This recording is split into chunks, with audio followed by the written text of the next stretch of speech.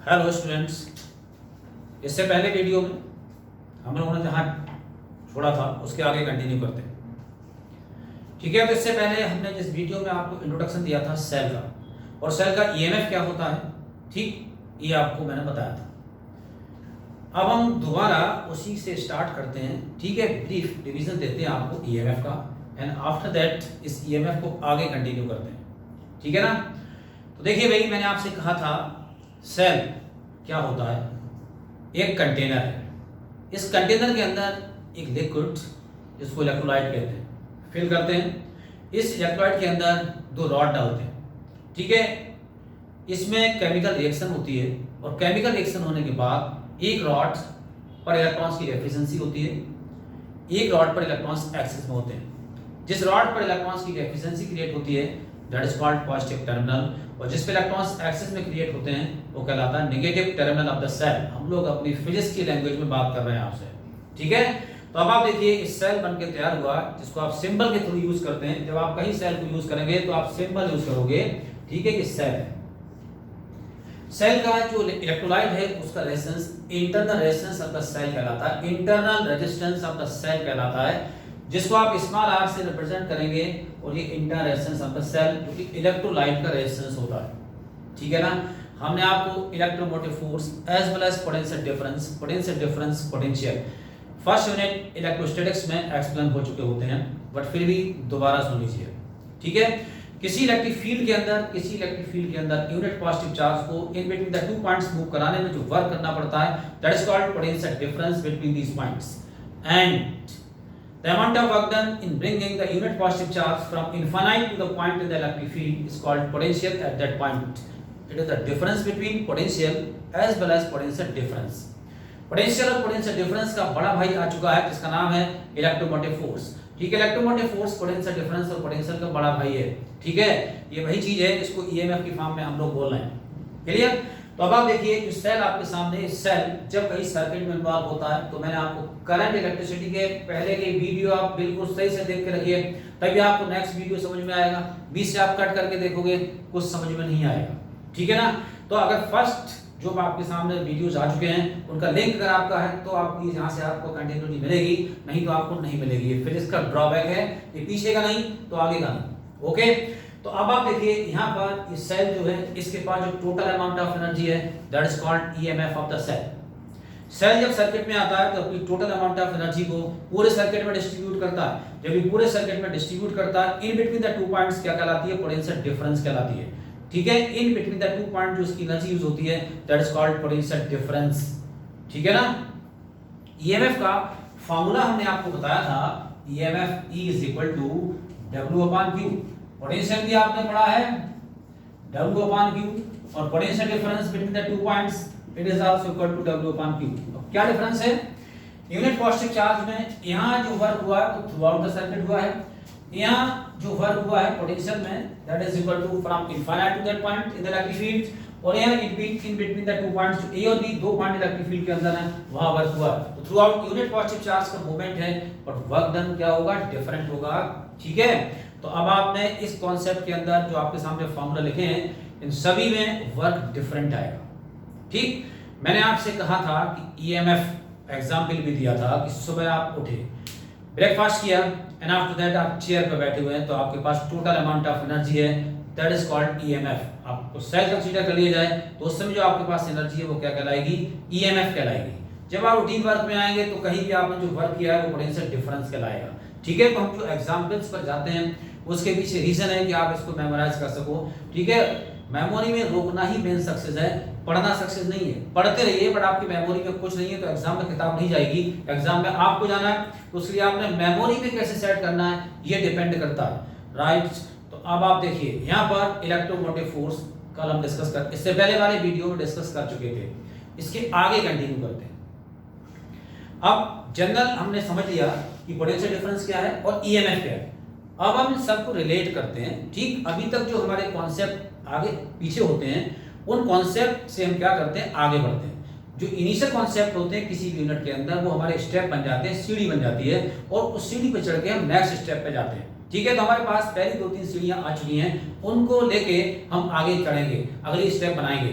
तो अगली स्टेप बनाने के लिए अब आप देखिए और ज्यादा क्लियर करते हैं। ठीक है, हमारा अगला टॉपिक होगा relation between EMF, potential difference and internal resistance of the cell. ध्यान से सुन लीजिए, relation between EMF, potential difference and internal resistance of the cell. अब ओरल बात करेंगे, नहीं समझ में आएगा जब तक इस सर्किट डायग्राम आपके सामने नहीं आएगा। ओके, तो अब आप देखिए हम ड्राइव करने जा रहे हैं relation between EMF, potential difference and internal resistance of the cell. ठीक है, कहीं भी सेल सर्किट में आता है तो आप देखिए इनके बीच रिलेशन आपके सामने कैसे आएगा, उसके लिए हमारे जो इनिशियल टॉपिक्स हैं, ठीक है, वो आपकी हेल्प करेंगे। देखिए भाई, अब एक सेल हमने सेलेक्ट किया, ठीक, इसका internal resistance that is R और उसका EMF क्या है, E है। ठीक, इस पर आपने वोल्ट मीटर कनेक्ट किया और उसके बाद देन एमीटर। अब थर्ड यूनिट में पढ़ेंगे आप, एमीटर वोल्टमीटर होते क्या हैं।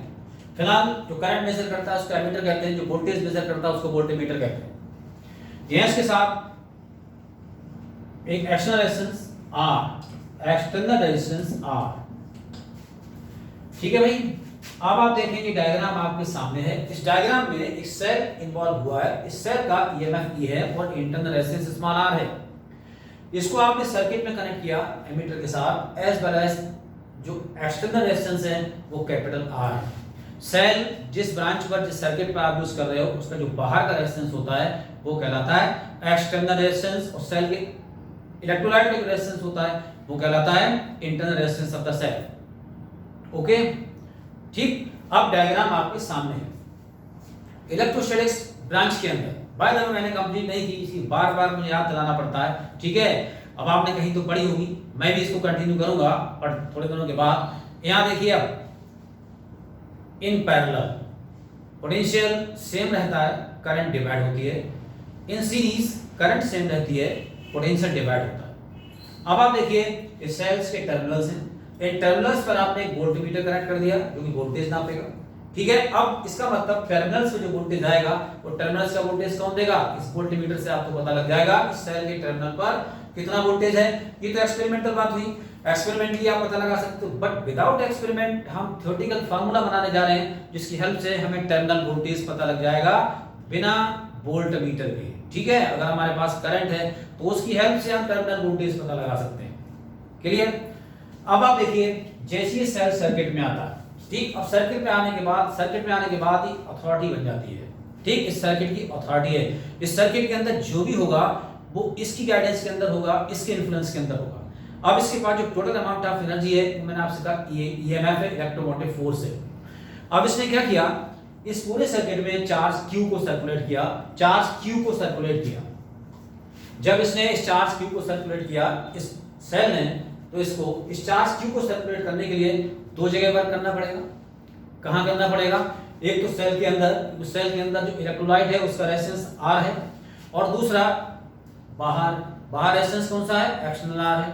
मैंने आपसे कहा था कि सर्किट में अगर रेजिस्टेंस माइनस कर दो तो कोई वर्क नहीं करना पड़ेगा किसी बैटरी और सेल को। जो वर्क करना पड़ता है वो हिंड्रेंस की वजह से करना पड़ता है, इंटरप्शन की वजह से करना पड़ता है। वो इंटरप्शन क्या है, रेजिस्टेंस है।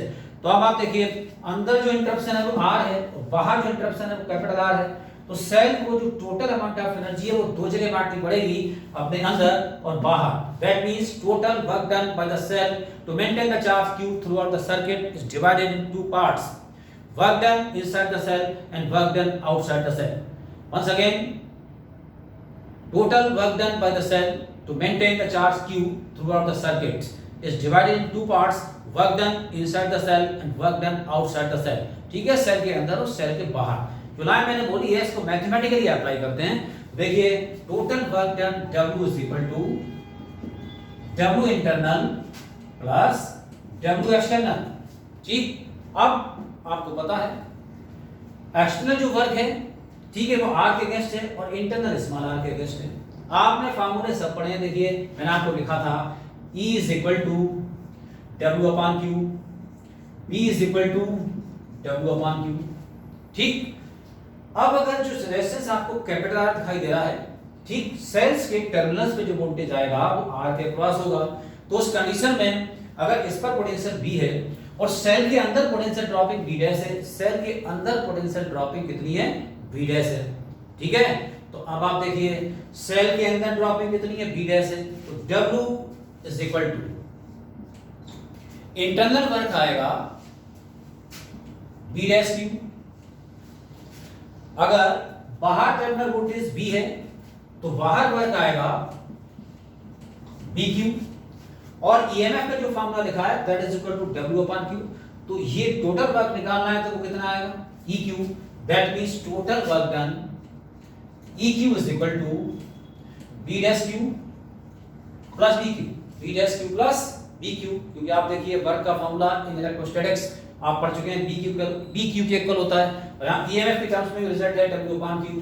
तो अब आपके पास ये रिजल्ट आ चुका है, ठीक है, that is E Q is equal to B dash Q plus B Q, Q throughout the circuit charge move कर रहा है, ठीक है, क्यू कॉमन और कैंसिल, हमारे पास रिजल्ट बचता है E is equal to B dash plus B, ठीक है, E is equal to B dash plus B, ठीक। अब इस सर्किट में अगर करंट फ्लो कर रही है I, इन दिस कंडीशन आप तोड़ सकते हैं इसको, E is equal to I R plus B, हम रिलेशन बना रहे हैं अपने अकॉर्डिंग। अब आप देखिए E is equal to I R plus B, B क्या है, इसके क्रॉस वोल्टेज है जो कि टर्मिनल वोल्टेज कहलाएगा, और बी डैश क्या है, ड्रॉप इनसाइड द सेल है। तो अब आप देखिए अंदर जो पोटेंशियल ड्रॉप होगा वो आई आर के इक्वल होगा, ठीक है।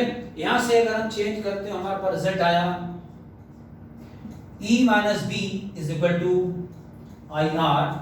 ये इंपॉर्टेंट रिलेशन आपको मिलता है जो आगे आपकी हेल्प करेगा। अगली स्टेप आ गई, अगली स्टेप आपको नेक्स्ट स्टेप बनाने में काम करेगी। E minus B is equal to I R, clear. अब अगर हम इस B को भी तोड़ देते हैं, ठीक है, आपके सामने रिजल्ट है, तो उस कंडीशन में E is equal to I R plus I R, ठीक। इस B को भी मैंने तोड़ दिया आई और आर की फॉर्म में, ओम्स लॉ आप पढ़ चुके हो, ठीक है। तो उसके according E is equal to I common small r plus capital R, और यहां से अगर आपको I फाइंड आउट करना है तो in that condition I is equal to E upon R plus R, ठीक है। अब आपको डिफरेंट सर्किट्स मिलेंगे, जब डिफरेंट सर्किट्स मिलेंगे तो उस कंडीशन में आपको देखना है सेल लगा होगा सर्किट में, मोर देन वन सेल लगे होंगे, मोर देन वन सेल्स पर अभी आते हैं, पर उससे पहले अगर सेल सर्किट में, उसके बाद देन उसका इंटरनल रेजिस्टेंस नहीं गिवन है और ना ही क्वेश्चन में डिस्कशन है इंटरनल रेजिस्टेंस का, तो इंटरनल रेजिस्टेंस नेग्लिजिबल कंसीडर करोगे और सीधे सीधे फार्मूला आ जाएगा I is equal to E upon R, E upon capital R। But circuit में सेल इन्वॉल्व है और उसका इंटरनल रेजिस्टेंस गिवन है इन लैंग्वेज फॉर्म में और डायग्राम पर, तो उस कंडीशन में करंट फाइंड आउट करने के लिए आपके पास फार्मूला आ चुका है I is equal to E upon R plus R, clear. तो अब आप देखिए हमने आपसे कहा था अब हम लोगों का टॉपिक है relation between EMF, potential difference and internal resistance of the cell, EMF potential difference and internal resistance of the cell, या फिर relation between EMF terminal voltage and internal resistance of the cell, terminal voltage and internal resistance of the cell, okay. तो देखिए relation आपके सामने है, E EMF, B terminal voltage, R internal resistance, ठीक है। ये रिलेशन आपके सामने है, इसको आपने कंटिन्यू किया और कंटिन्यू करने के बाद एक I का फार्मूला वैल्यू किया that is equal to E upon R plus R। ये ध्यान रखिए अगर R कंसीडरेबल है तब ये फार्मूला लगेगा और R कंसीडरेबल नहीं है तो सीधे सीधे I is equal to E upon R current मिलेगी किसी भी सेल से, ठीक। यहां तक पहुंचने के बाद अब एक इंपॉर्टेंट इंफॉर्मेशन जो आपको रोक के रखनी है, टेक्निकल पेपर होता है आपके सीबीएसई का, ठीक है, इजी होता है बट कॉन्सेप्चुअल होता है, ठीक। एज वेल एज अगर आप इसमें कमांड करते हो देन नीट भी आपके हाथ में आने लगता है, ठीक है। तो अब आप देखिए नीट और जेई कोई अलग चीज नहीं है, अगर आप इसी को सही से सीक्वेंस में उठा के ऊपर ले जाते हो, ठीक है, तो चीज आसान हो जाती है। और उल्टी स्टार्टिंग करते हो, जेई की तैयारी पहले करते हो उसके बाद देन बोर्ड पर आते हो तो उलझ जाते हो, ठीक है।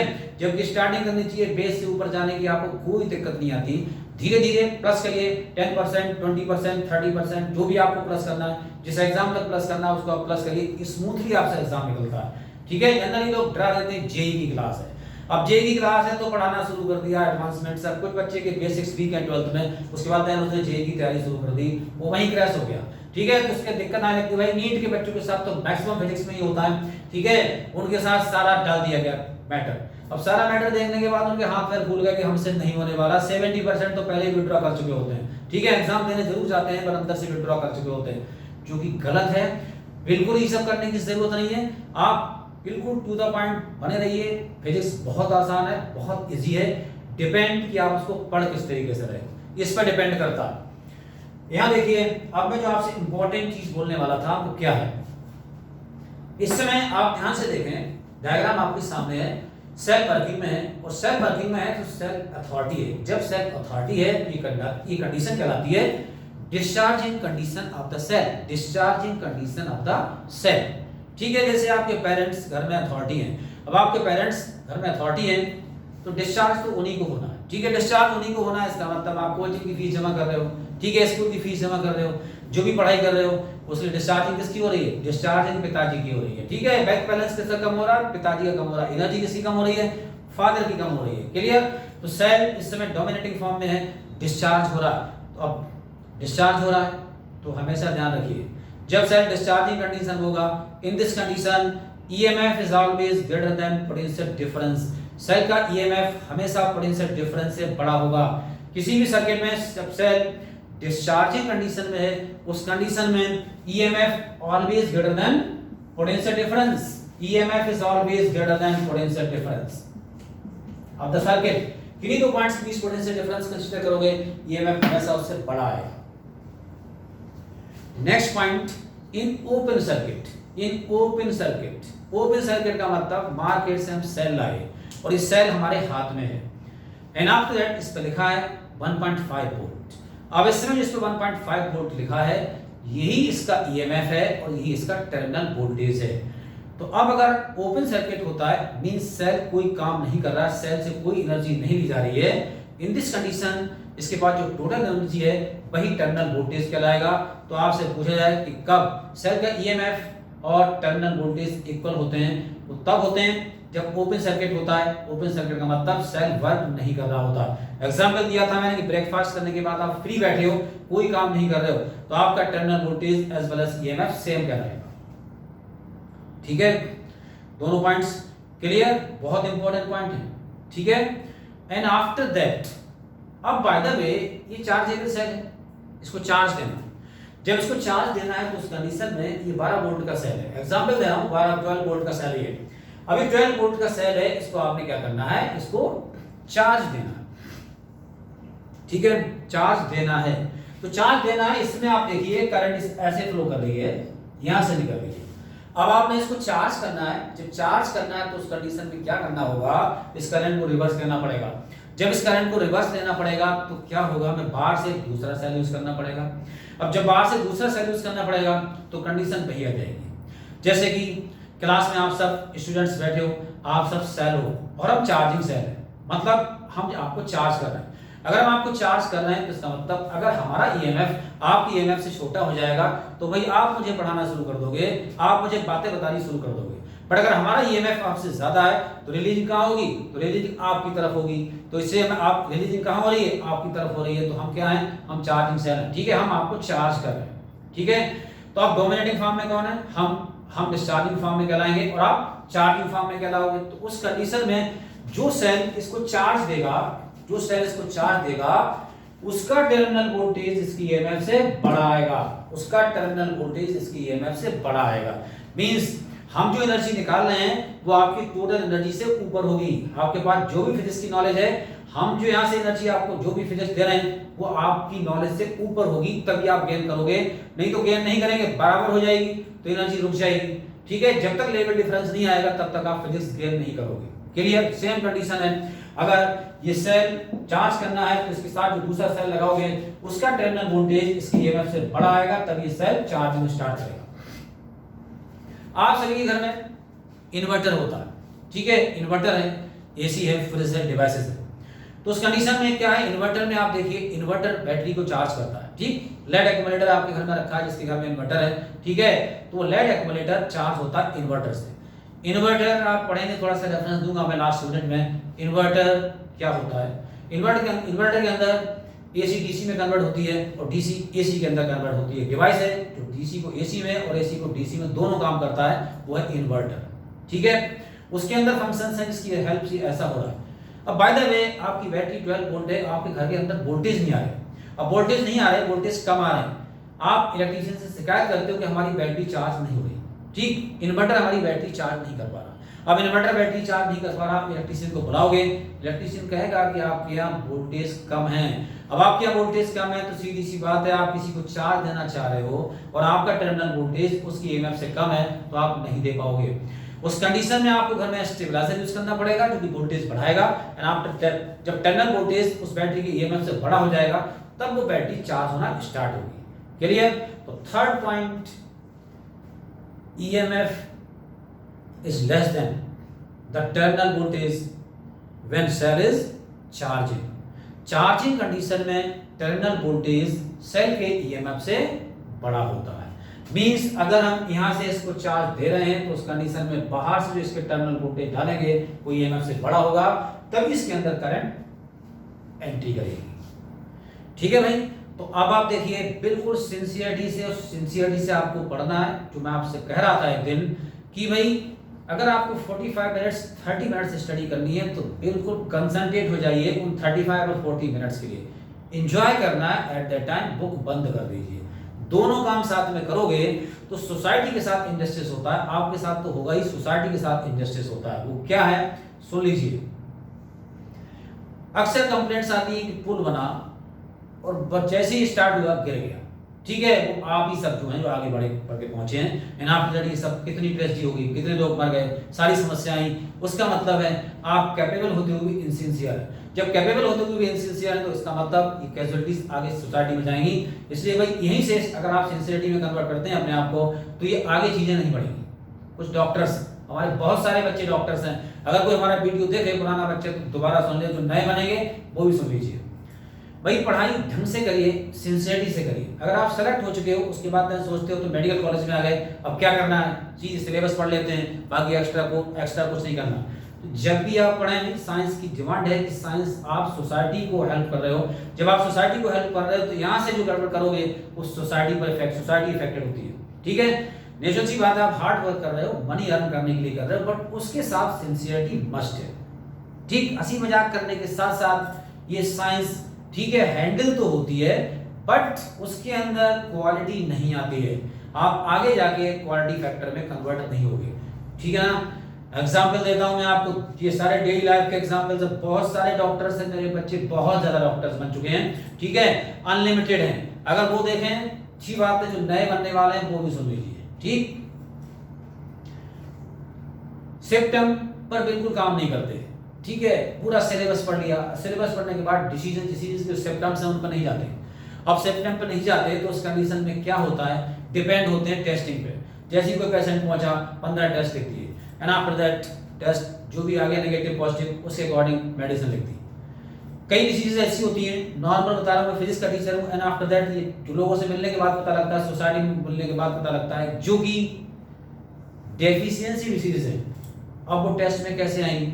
टेस्ट में नहीं आएंगे, आप टेस्ट नॉर्मल आते रहेंगे बट आदमी बीमार लगेगा। अब टेस्ट नॉर्मल आते रहेंगे और इंसान बीमार चल रहा है, डॉक्टर तो कह देंगे भाई जाओ, बट उसकी समस्या खत्म ही नहीं हो रही। ठीक है, अब उसकी समस्या खत्म नहीं हो रही, डॉक्टर साहब को सिम्पटम बता ही नहीं है, वो डिपेंड है टेस्ट के ऊपर। टेस्ट की रिपोर्ट जो बता रही है उसके अकॉर्डिंग वो आगे बढ़ते हैं, उन्होंने कभी अपनी स्टडी नहीं की। अब इस कंडीशन में क्या होगा, इस कंडीशन में ठीक है वो तो भटकता ही रहेगा, उसने तो तैयारी की नहीं। ठीक, मेडिकल आपने पढ़ा है, एग्जाम्पल दे रहा हूं, आप सब सुन लीजिए। एक पेशेंट दुनिया भर में भटकते रहे बेचारे, बहुत सारे डॉक्टर से मिले, एंड बहुत सारे डॉक्टर से मिलने के बाद भी उनका ट्रीटमेंट नहीं हुआ। सारे टेस्ट नॉर्मल, वो बंदे को चक्कर आ रहे हैं। ठीक है, वो घूम रहा है बार बार, उसके बाद देन समस्या खत्म नहीं हो रही है। ठीक, सारे टेस्ट नॉर्मल है, इवन देन जो भी सब कुछ खर्चा हुआ, एंड आफ्टर दैट समस्या खत्म नहीं हो रही है। अब एक डॉक्टर मिलता है जिसने थोड़ी सिम्पटम पर स्टडी की हुई है। ठीक है, सारे टेस्ट देखने के बाद उसने देखा, और देखने के बाद सिर्फ नॉर्मल एक टैबलेट लिख दी, और वो किसकी थी, विटामिन की। विटामिन डेफिशिएंसी की वजह से उस बंदे को चक्कर आ रहे थे, जो भी था पर्टिकुलर, इतनी नॉलेज मेरे पास नहीं है, मेरे पास तो सोसाइटी का एक मैसेज है जो मुझसे मिले, उन्होंने मुझे बताया, ठीक है। और उसके बाद देन 2 दिन के अंदर वो बंदा टोटली फिट, चक्कर काट काट के परेशान था कि मेरे साथ प्रॉब्लम क्या है। दैट इज द प्रॉब्लम की इनसिंसियरिटी है कि आप ज्यादा वर्क नहीं करना चाहते, सोचना बिल्कुल नहीं चाहते, टोटली मशीन्स पर डिपेंड हो। थोड़े से ब्रेन की भी आप यूज कर लीजिए, ठीक है। इसके आगे कोई नहीं टिकता, कोई मशीन इसके आगे काम नहीं कर सकती। जो इसके अंदर दम है वो किसी मशीन के अंदर दम नहीं है, ठीक है। आगे मैं आता हूं, अभी बैटरी बनाऊंगा, ठीक है। कॉम्बिनेशन ऑफ सेल पे मैं आगे आता हूं। तो कॉम्बिनेशन सेल पे आने के बाद अब मैं बैटरी बनाऊंगा। तो बैटरी बनाने में भी आपको बताऊंगा एक रियल स्टोरी, जिसके अकॉर्डिंग पूरी कंपनी बर्बाद कर दी। मुन्ना भाई इंजीनियर पहुंच गए आगे, एंड आफ्टर दैट पूरी कंपनी को डुबो के रख दिया, ठीक। तो कोई भी कंपनी वाला रिस्क क्यों नहीं लेता, आपको क्यों नहीं रखता, उसके पीछे एंजॉय करके, ठीक, मस्ती करके आप आगे जाओगे। आदमी रिस्क नहीं लेगा, उसे खुद बर्बाद नहीं होना है, क्योंकि आप इनसिंसियर हैं, ठीक। आपके अंदर वो चीजें पहले से ही फील हो चुकी हैं, ओके। तो मैंने आपसे कहा कि साइंस दी है तो आप सोसाइटी डिपेंड कर रही है, अपने लिए नहीं तो कम से कम दूसरों के लिए सोच के आगे जाइए, पैसा तो अर्न करिए, बट दूसरे को एडवांटेज मिलना चाहिए, ओके, ठीक है भाई।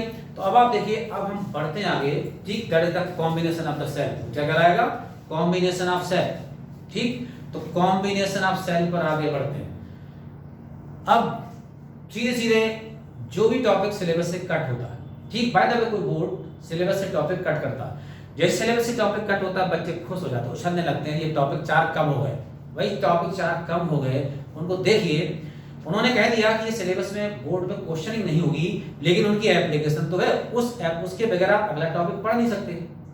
अब series and parallel combination of resistances मैंने आपको पढ़ा दिया, ठीक। आप देखोगे सिलेबस में तो है नहीं, बट भाई सीरीज एंड पैरेलल कॉम्बिनेशन के बिना मैं सेल्स को जोड़ रहा हूं सीरीज एंड पैरेलल में, सेल्स को जब सीरीज और पैरेलल में जोड़ूंगा, और वो बेसिक आपके पास सीरीज और पैरेलल नहीं है, ठीक, कैसे कर पाओगे। अभी मैंने आपसे कहा कि सीरीज में पोटेंशियल डिवाइड होता है, पोटेंशियल डिवाइड होता है, करंट सेम रहती है।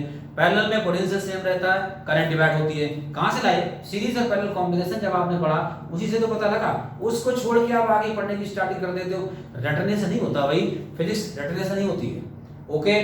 तो अब आप देखिए यहां पर हम आगे बढ़ते हैं, that is the series combination of the cells. हमारा अगला टॉपिक है सेल्स का कॉम्बिनेशन। अब आप कहेंगे कि सेल्स का कॉम्बिनेशन हम कर क्यों रहे हैं, series combination of the cell. तो अब सबसे पहले क्वेश्चन मार्क लगना चाहिए कि सेल का कॉम्बिनेशन क्यों करें, क्या जरूरत है, ठीक। जरूरत यह है, किसी फैक्ट्री में सेल बनके तैयार हुआ 1.5 वोल्ट का, उसने हजारों सेल 1.5 वोल्ट के बना के तैयार कर दिए, हमें 6 वोल्ट चाहिए। अब 6 वोल्ट चाहिए तो उस कंडीशन में 6 वोल्ट के लिए आपको क्या करना पड़ेगा, सेल्स को जोड़ना है। जब आप सेल्स को जोड़ेंगे तो वो कहलाती है बैटरी। दैट मींस आपसे कोई पूछे व्हाट इज बैटरी, आप कहेंगे combination of cells is called battery, ठीक। अब अगर कोई फैक्ट्री हर ईएमएफ का सेल बनाएगी तो घाटे में चली जाएगी, ठीक। इसीलिए क्या होता है, सेल एक ही ईएमएफ के बना लेते हैं, उनको जोड़ने के बाद हम बैटरी में कन्वर्ट करते हैं। तो बैटरी क्या है, combination of cells is called battery. अभी कॉम्बिनेशन 3 तरीके से हो सकता है, 4 तरीके से हो सकता है, मैं उसको आगे बढ़ाता हूं। सबसे पहला है series combination of the cells having same EMF and same internal resistances. Cells को जोड़ रहे हैं सीरीज में, जिसके ईएमएफ सेम है, इंटरनल रेजिस्टेंस सेम है, ठीक है, और बना रहे हैं बैटरी, ठीक। एक बार फिर मैं आपको एग्जांपल दूंगा, ठीक। अपने बच्चों को मैं बताता रहता हूं, जैसे कि वो आगे सिंसियरिटी में कन्वर्ट हो जाए। जो भी बच्चे जुड़ते हैं 100% सिंसियरिटी में कन्वर्ट होते हैं, ठीक है भाई। देखिए आगे बढ़ते हैं। अब हमारा टॉपिक है कॉम्बिनेशन ऑफ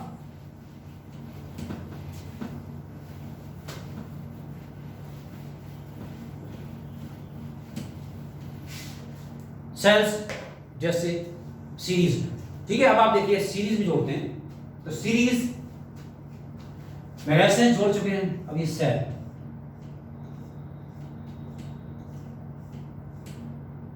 ठीक है।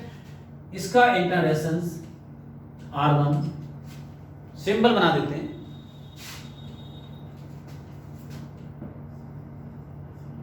R1 R2 R3। But internal resistance अगर आपने सेम बोले हैं तो सेम रखते हैं, अब डिफरेंट बाद में कराते हैं। ईएमएफ ई ई ई। अब कितने भी सेल्स जोड़ सकते हो, डॉटेड लाइन। उसके बाद देन एक एक्शनल रेजिस्टेंस आर, ठीक है भाई। अब ये एक्शनल रेजिस्टेंस आर है, हर सेल का रेजिस्टेंस स्मॉल आर है और हर सेल का ईएमएफ ई है। ये बैटरी बनके तैयार हुई, ठीक है। अब ये बैटरी बनके तैयार हुई, ठीक। उसमें आपने क्या करना है, हमें बैटरी क्यों बना रहे हैं, बैटरी बना रहे हैं जिससे हमें मैक्सिमम ईएमएफ मिले और मैक्सिमम करंट मिले, ठीक। मार्केट में आप बैटरी परचेज करने जाओगे अपने घर के लिए या कार के लिए या मोटरसाइकिल के लिए, आप चाहेंगे बैटरी का बैकअप अच्छा है। बैकअप का मतलब लॉन्ग लाइफ हो, एज वेल एज उससे करंट प्रॉपर मिले, करंट ज्यादा मिले, एज वेल एज उसकी जो ईएमएफ डिलीवरी है वो भी ज्यादा हो, बड़े से डिफरेंस टर्मिनल्स से ज्यादा है। ये सारी डिमांड होगी जब आप किसी बैटरी को परचेज करोगे, ठीक है। यहाँ पर हम बैटरी बना रहे हैं, 12th से ही सोचिए यार बैटरी बना क्यों रहे हैं, ठीक है। ये नहीं कि 12th में फिजिक्स लेके पढ़ना है, ठीक, और उसके बाद देन एग्जाम देने हैं, ये सब करना है, वो नहीं। बैटरी बना क्यों रहे हैं, आप इस तरीके से साइंस को देखिए, ठीक।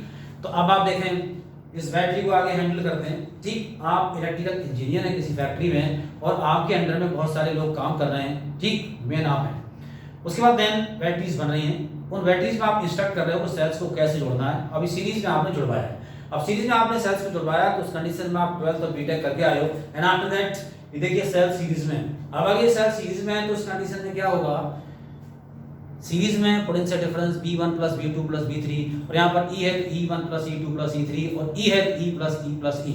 तो equivalent EMF of the circuit कितना हो जाएगा, E + E + E कितनी टाइम्स, n टाइम्स, तो कितना हो जाएगा Ne। Equivalent EMF of the circuit E dash = कितना हो जाएगा, Ne के इक्वल हो जाएगा, ठीक है।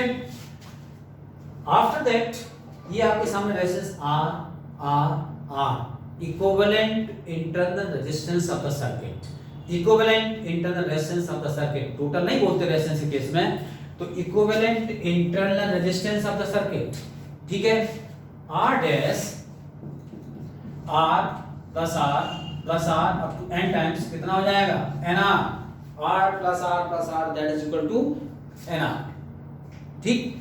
अब ये पूरा रेजिस्टेंस NR में कन्वर्ट हो चुका है, ये पूरा रेजिस्टेंस NR में कन्वर्ट हो चुका है। सर्किट को ध्यान से देखिए, ठीक। जो मुन्ना भाई टाइप हैं वो क्या करेंगे, आराम से दिमाग तो लगा नहीं रहे, रिलैक्स बैठे हैं, मस्ती में बैठे हैं, ठीक। उसके बाद देन फिजिक्स पढ़ा रहे हैं, तो उनके लिए क्या होगा, तो जब डायग्राम देखेंगे तो डायग्राम में ये दोनों दिखेंगे पैरेलल। अब जब डायग्राम में दोनों पैरेलल दिखेंगे तो उस कंडीशन में वो क्या कहेंगे, वो कहेंगे NR और R किस में लगे, NR और R लगे हैं पैरेलल में, ठीक। आगे बढ़ जाएंगे बिना दिमाग को जोड़ दिए हुए। यहाँ पर क्या है, सीधी सी बात है, आप थोड़ा सा सोच लीजिए, ठीक है, सोच के आगे बढ़िए, ठीक। यहाँ पर आप देखें, यहाँ से जो करंट रिलीज हो रही है वो करंट सेम आ रही है। मैंने आपसे कहा करंट सीरीज में सेम रहती है, देखने से नहीं होता, ठीक है। आप पे बहुत कुछ डिपेंड है, आपको हमेशा माइंड यूज करना है, जिसके अकॉर्डिंग अभी जो R है वो इसके साथ किस में आएगा, वो इसके साथ सीरीज में आएगा। तो पूरे सर्किट का resistance R dash NR + R, यानी पूरे सर्किट का इक्विवेलेंट रेजिस्टेंस हो चुका है NR + R। आफ्टर दैट जो हमें यहां से करंट मिलने वाली है वो करंट है I = NE/NR + R। करंट मिलने वाली है I = NE/NR + R। ये आपको करंट मिलने वाली है इस बैटरी से। अब ये बैटरी सीरीज में सेल ज्वाइन होने के बाद बन चुकी है और यहाँ पर जो आपको करंट मिलने वाली है उस करंट की वैल्यू है I = NE/NR + R, ठीक। आपको क्यों अपॉइंट किया गया, क्यों सैलरी दे रही है कंपनी, ठीक है। आप उसको एडवांटेज कराओ, मार्केट में बहुत कंपटीशन है, ठीक, ठीक। आप आगे जाके फाइट कर सके आपका प्रोडक्ट, आगे फाइट कर सके प्रोडक्ट, तभी आगे बढ़ेगा। तो उस कंडीशन में अब आपको देखना है कि हमें मैक्सिमम एडवांटेज कब मिल सकता है। तो इसमें मैक्सिमम एडवांटेज देखने के लिए आगे बढ़ते हैं। फर्स्ट कंडीशन, इस फर्स्ट कंडीशन में NR is greater than, much greater then R। जब आपने इन सेल्स को कंबाइन किया और सेल्स को कंबाइन करने के बाद बैटरी बनी, तो जो इंटरनल रेजिस्टेंस था सारे सेल्स का वो इस एक्सटर्नल रेजिस्टेंस से बहुत ज्यादा हो गया। जब एक्सटर्नल रेजिस्टेंस से बहुत ज्यादा हो गया तो उस कंडीशन में I = NE/, क्या बचा, NR। एडिशन में जो वैल्यू बहुत छोटी होती है उसको नेगलेक्ट कर देते हैं, तो अब R बहुत छोटा है यानी NR much greater than R है, इसका मतलब R much smaller than NR है, तो इसका मतलब इस आर को क्या करेंगे, नेगलेक्ट कर देंगे इस फार्मूले से, तो आई इक्वल टू क्या आ गया, एन अपॉन एन आर। अब I N upon N R के इक्वल आ गया, तो इसका मतलब I is equal to E upon are.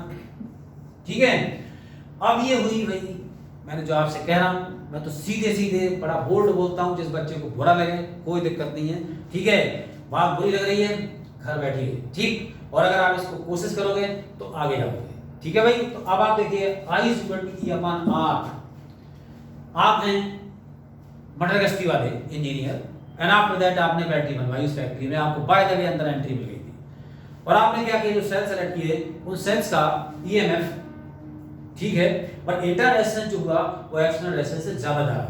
जब एक्सटर्नल रेजिस्टेंस से ज्यादा जा रहा है, जब ये बैटरी बनकर तैयार हुई, आपने 10 सेल जोड़ दिए सीरीज में, पर यहां फार्मूले के अंदर देखिए जो ईएमएफ मिल रहा है वो सिंगल सेल के इक्वल मिल रहा है। आपने कंपनी माले के 9 सेल बर्बाद कर दिए। ये प्रोडक्ट जब बनकर तैयार हुआ तो उस कंडीशन में जो हमें ईएमएफ मिल रहा है बाहर, वो एक सिंगल सेल के इक्वल मिल रहा है। जब सिंगल सेल के इक्वल मिल रहा है तो इसका मतलब आपने उस कंपनी वाले के 9 सेल बर्बाद कर दिए। बाय द वे ये बैटरी बनके मार्केट में चली गई, फेलियर होके वापस आएगी। जब भी फेलियर होके वापस आएगी तो वही कंपनी तो बंद होने की निश्चित बात है, ठीक है। तो अब आप देखिए ये गड़बड़ होती है मुन्ना भाइयों से, जो मैं आपके सामने कह रहा हूँ, इसलिए कोई रिस्क नहीं लेता, ठीक। सबसे पहले जब आप एक स्टैंप लग जाती है किसी प्रॉपर प्लेस की, तब आपको एंट्री मिलती है। स्टैंप लगने के बाद एंट्री क्यों मिलती है, उसके पीछे रीजन है, जहां जिस जगह की स्टैंप से आप सही कैपेबल हुए हो, इसी लोग उसी स्टैंप पे बिलीव करते हैं, ठीक है। तो अब आप देखें कहीं से भी आप हो सकते हैं कैपेबल, और कहीं पर आप सिंसियर नहीं रहना चाहते, दैट इज द प्रॉब्लम, ठीक। अब आप देखिए फर्स्ट कंडीशन से हमें कोई एडवांटेज नहीं मिला। Now the second condition is, second condition क्या है, जिसके अकॉर्डिंग अगर NR is much smaller than capital R, ठीक है, NR is much smaller than capital R, उल्टा कर दिया मैंने, NR is much smaller than capital R. जब NR much smaller than capital R हो जाएगा तो उस कंडीशन में अब इस फार्मूले से एनआर नेगलेक्ट होगा। जब इस फार्मूले से एनआर नेगलेक्ट होगा तो I is equal to N upon R आएगा, ठीक है। अब I is equal to N upon R आ चुका है, दैट मींस अब आपको ईएमएफ कितना मिल रहा है, एन सेल्स के ईएमएफ के एडिशन के इक्वल मिल रहा है, और यहां जो करंट आएगी वो मैक्सिमम करंट आएगी। ये करंट जो बैटरी डिस्चार्ज होगी तो मैक्सिमम करंट पर डिस्चार्ज होगी, ठीक है। आपके पास Z है, I is equal to N upon R, और इसका बैटरी बैकअप अच्छा आएगा, ठीक है। इसका ईएमएफ एन टाइम्स हो जाएगा, जितने सेल्स आपने जोड़े हैं उनके सेल्स के साथ उतने ही सेल्स का ईएमएफ ऐड हो जाएगा डायरेक्टली, ठीक। तो अब आप देखिए ये एडवांटेजेबल कंडीशन हुई और ये डिसएडवांटेजेबल कंडीशन हुई। अब आपने डिसाइड करना है, जो आपका लेबर है उसे नहीं पता, आप इंजीनियर है आपको पता, मैकेनिज्म आपको पता। If the internal resistance of the cells, ठीक है, internal resistance of the cells और equivalent internal resistance of the circuit is much greater than external resistance, then cell should not be joined in series, ठीक है। Series में मत जोड़िए वरना गड़बड़ हो जाएगी। If equivalent internal resistance of the circuit is much smaller than external resistance, then cells should be joined in series to form the battery. दोबारा सुनिए, if equivalent internal resistance of the cells is much smaller than the external resistance, then cells should be joined in series to form the battery. और इसका उल्टा है, if the internal resistance of the cells is much greater than the external resistance, then मत जोड़िए वरना गड़बड़ हो जाएगी, बैटरी बेकार है। सिंगल सेल आपकी तरह आप काम करेगी, अब सिंगल सेल की तरह काम करेगी तो गड़बड़ है, ठीक। तो अब आपके पास सेल्स हैं, सबसे पहले चेक करिए, अगर सेल्स का इंटरनल रेजिस्टेंस ज्यादा है तो अगला कॉम्बिनेशन पे जाइए, पर सेल्स का इंटरनल रेजिस्टेंस कम है तो सीरीज में जोड़ दीजिए, बैटरी बैकअप प्रॉपर आएगा। क्लियर, यहां से आप बेसिक लेके जाते हो ना, आफ्टर दैट इसको आप आगे अप्लाई करते हो, ठीक। दैट इज द फिजिक्स का कंप्लीट आपका 12th जो है 12th और 11th का सिलेबस है, यही सारा अप्लाइड होता है। आगे जाके एडवांसमेंट हो जाएगा बट यही अप्लाई होता है, ओके। तो अब आप देखिए कॉम्बिनेशन आ चुका है आपका, series combination of the cells, ये आपके पास रिजल्ट है, ठीक है। और भी ग्रेट बात करूं कि बिल्कुल आराम से रिलैक्स्ड, ठीक, मोबाइल पे बात करते हुए काम हो रहा है, ठीक है। गाने सुनते हुए पढ़ते हैं कुछ बच्चे, गाने साइड में चल रहे हैं, वीडियो साइड में चल रही है, किसी का फोन आ गया, मैसेज आ गया, मैसेज का जवाब दे दिया, फिजिक्स पढ़ रहे हैं, ठीक है। एंड आफ्टर दैट सोचते हैं कि फिजिक्स में हम आगे बढ़ जाएं, ठीक है, पॉसिबल ही नहीं है। डेफिनेटली मुन्ना भाई बनोगे, ओपन कह रहा हूं। तो यहाँ पर आप देखिए ये रिजल्ट आपके सामने है। यहाँ पर और भी ग्रेट, ये सेल जोड़ बैठे उल्टा, इसको उल्टा जोड़ दिया। सीबीएसई में क्वेश्चन दिया है इस पे, वो ऐसे टेक्निकल क्वेश्चन डालते हैं, ठीक है।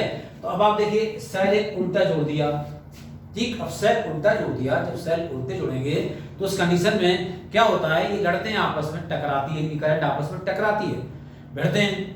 अब एक का ईएमएफ और दूसरे का ईएमएफ, ये दोनों एक दूसरे को खत्म कर देंगे, कैंसिल कर देंगे।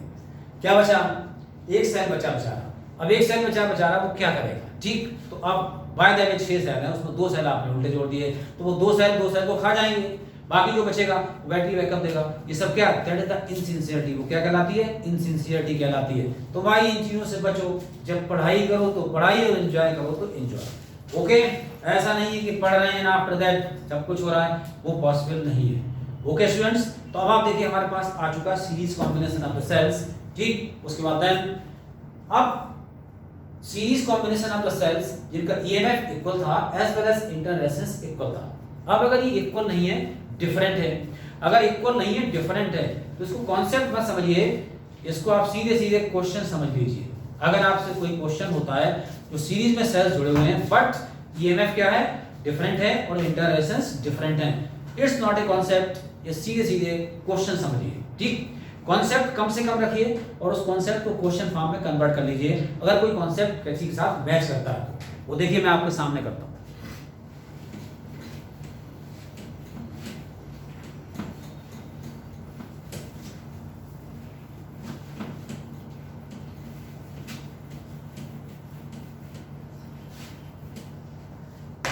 ठीक है भाई, देखिए अब हम डिफरेंट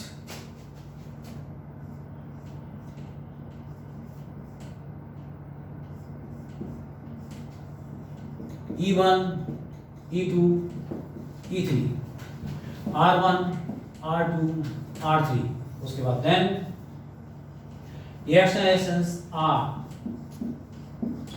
ठीक है। यहाँ पर R1, R2, R3 इसको आपने जोड़ दिया रिएक्शन रेजिस्टेंस R के साथ, ठीक। सीधे सीधे एक क्वेश्चन है, सीरीज में potential difference as well as EMF plus होते हैं, करंट आपको निकालनी है। तो I is equal to E1 plus E2 plus E3 upon R1 plus R2 plus R3 plus R, ठीक। कोई नहीं, सीधे सीधे इसको क्वेश्चन मानिए, no concept, and after that जो करंट आएगी ये आपके पास करंट मिल जाएगी, ठीक है भाई। अब क्वेश्चन आया था सीबीएसई बोर्ड में, उन्होंने क्या किया, 4 वोल्ट 6 वोल्ट 3 वोल्ट, यहां पर एक सेल उल्टा कर दिया। अगर यहां पर उल्टा है एक सेल, ठीक है, तो उस कंडीशन में आप देखिए क्या हो जाएगा, इस फार्मूले के अंदर, इस फार्मूले के अंदर सेट हो जाएगा E1 plus E2 minus E3 upon R1 plus R2 plus R3 plus R। जो सेल उल्टा होगा उसका ईएमएफ माइनस होता है, ठीक है। तो अब आप देखिए इन दोनों का ईएमएफ प्लस हो जाएगा, जिनकी करंट की डायरेक्शन सेम आ रही है, और जिसकी करंट की डायरेक्शन अपोजिट है उसका ईएमएफ इन दोनों के एडिशन से माइनस हो जाएगा, ठीक है। तो अब कितना रटोगे, रटने की जरूरत नहीं है। डिफरेंट अगर ईएमएफ और डिफरेंट इंटरनल रेजिस्टेंस हैं तो उस कंडीशन में ये आपके पास कॉन्सेप्ट है, ठीक। इस पर क्वेश्चन हो सकता है, इंपॉर्टेंट कॉन्सेप्ट। ध्यान से सर्किट को देखिए, अगर कोई सेल उल्टा है तो उसका ईएमएफ माइनस हो जाता है। आप कुछ सोच रहे होंगे, ठीक है, जिनको बार बार मैं जिनके बारे में बात कर रहा हूं, ठीक, कि भाई ईएमएफ तो माइनस किया सर ने बट रेजिस्टेंस माइनस नहीं किया, ठीक है। भाई रेजिस्टेंस माइनस नहीं होता, ठीक है भाई, रेजिस्टेंस अगर माइनस हो जाता तो मजे आ जाएंगे, ठीक। तो सेल अगर आप उल्टा जोड़ोगे तो उस कंडीशन में सेल तो जोड़ दिया, उसने एक सेल को खा लिया, ऊपर से अपना रेजिस्टेंस और छोड़ दिया, ठीक है, जो रास्ते में रुकावट है, तो डबल नुकसान करके चला गया। इसी रेजिस्टेंस जो है वो हिंड्रेंस, तो रास्ते में कोई भी करंट फ्लो करेगी, इन दोनों सेल्स को जब करंट फ्लो करानी है मिलके तो करंट तो फ्लो करेगी, वो इसके अंदर से भी फ्लो करेगी, तो रेजिस्टेंस तो इसका भी ऑफर हो जाएगा। इसे रेजिस्टेंस माइनस नहीं होता है, ठीक है। रेजिस्टेंस माइनस करेंगे वो फोर्थ यूनिट आएगी एसी, ठीक, वो एक्सेप्शनल केसेस होंगे, पर नॉर्मली डीसी में कहीं भी रेजिस्टेंस माइनस नहीं होते, रेजिस्टेंस ऐड होगा। ईएमएफ माइनस भी हो सकता है, प्लस हो सकता है depends on the direction of current. ठीक, तो डिफरेंट ईएमएफ, डिफरेंट इंटररेजिस्टेंस के सेल्स को अगर आप सीरीज में जोड़ते हो, इसको क्वेश्चन मार के और क्वेश्चन कंसीडर करके उसके बाद देन इसको आप आगे बढ़ जाएंगे। ठीक है, कितना करोगे? मान लीजिए हम यहाँ पर कुछ कर दें, यहाँ पर कुछ कर दें, यहाँ पर कुछ कर दें, तो एक कॉन्सेप्ट मैंने आपको दे दिया कि जिनसे निकलने वाली करंट की डायरेक्शन सेम है उनका ईएमएफ ऐड होगा, और जिसकी डायरेक्शन अपोजिट है उसका ईएमएफ माइनस होगा। इंटरनल रेजिस्टेंस या फिर कोई दूसरा रेजिस्टेंस सर्किट में वो हमेशा ऐड होंगे, और ये आपके पास इक्विवेलेंट करंट का फॉर्मूला आ चुका।